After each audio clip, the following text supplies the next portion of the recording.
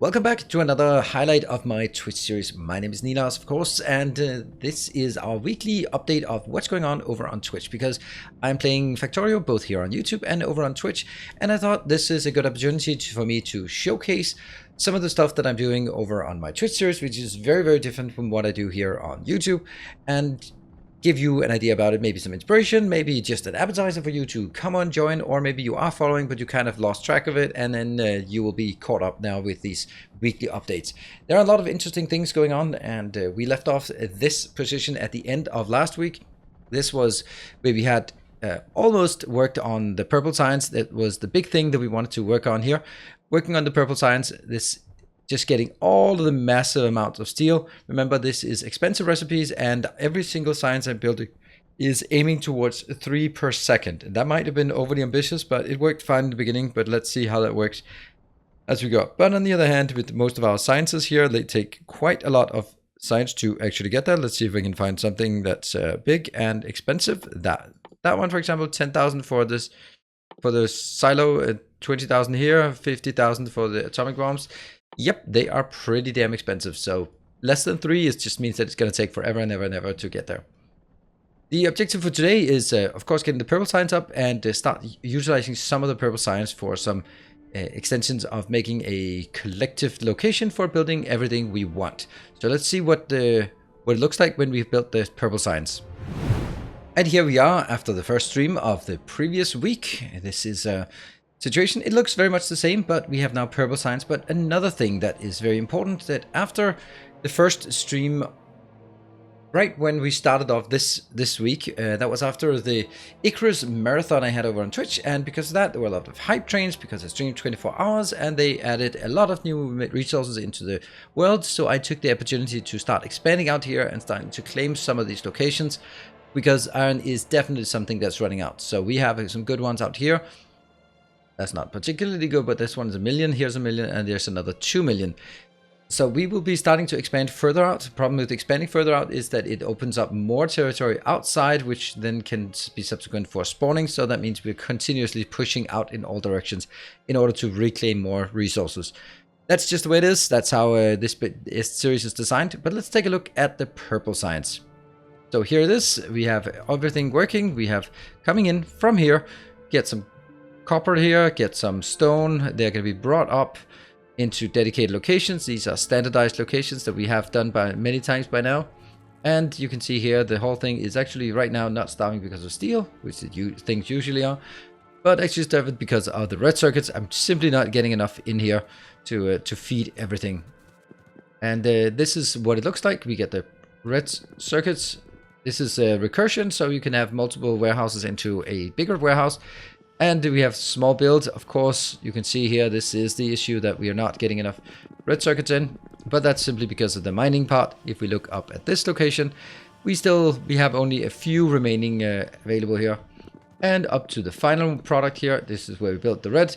I put in a few modules because, well, that's what we can. But now that we have red, now we have purple signs, then we can actually start making something better. What I should say, as we run up here, let's run up and see where it's actually being put in.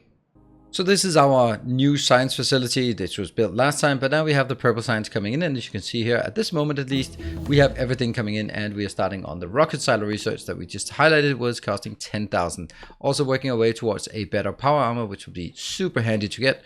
Right now, this is my standard build for a power armor. Ignore this one. This is for nanobots, but this is how I usually fit in my my power armor setup for normal operations.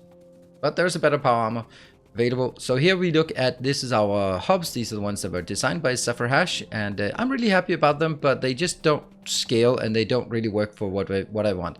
We need to, as we've done the purple science, the next thing to do is, what is that?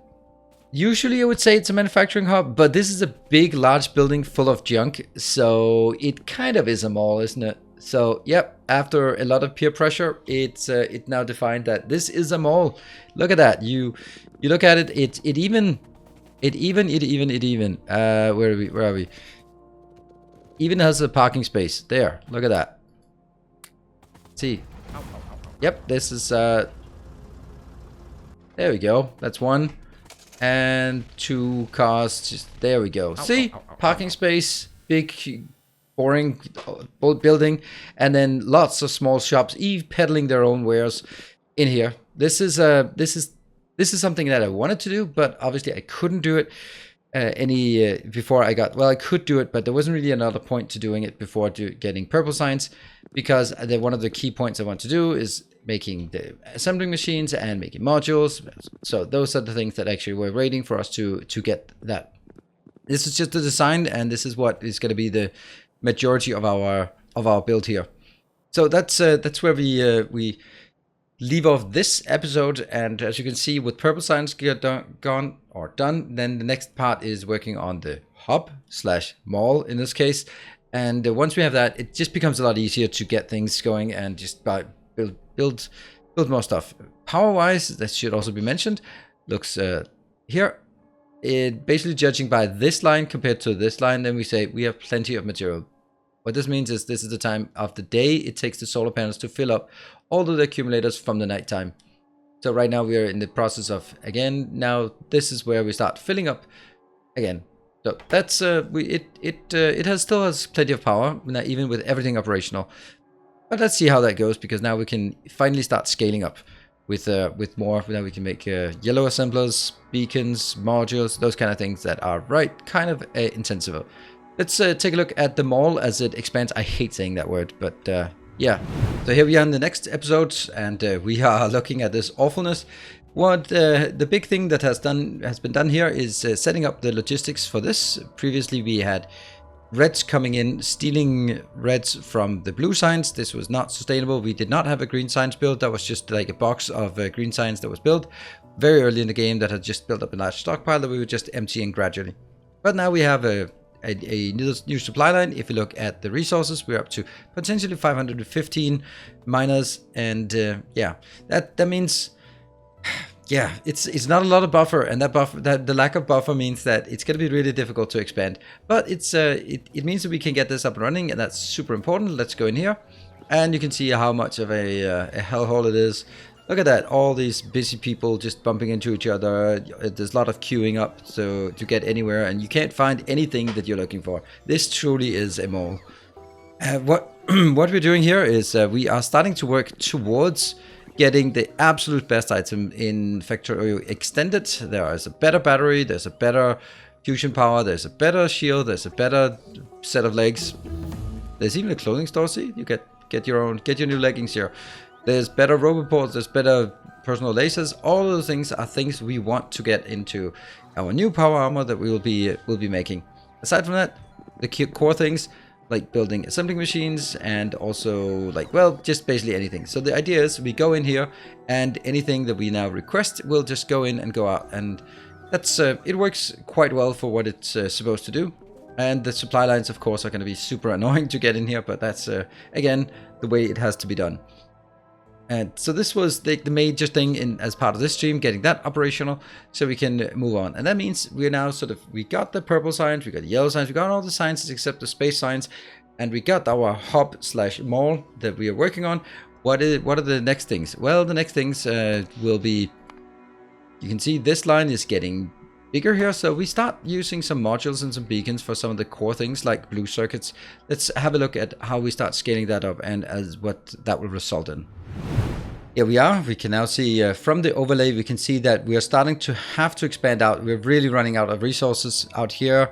There's a Barthak couple locations being taken. Fry that guy is here, or Fry guy.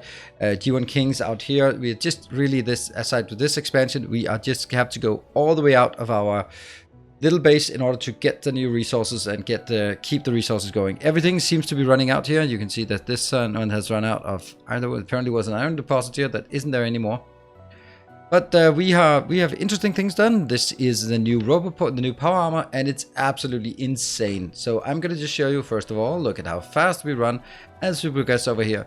All the sciences are running. You can see some of the things are not running as well, and that's because things keep running out. Every time there's always this warning that says something has run out, and with that run out, then it's going to be a problem. Let's go in and find a good biter nest.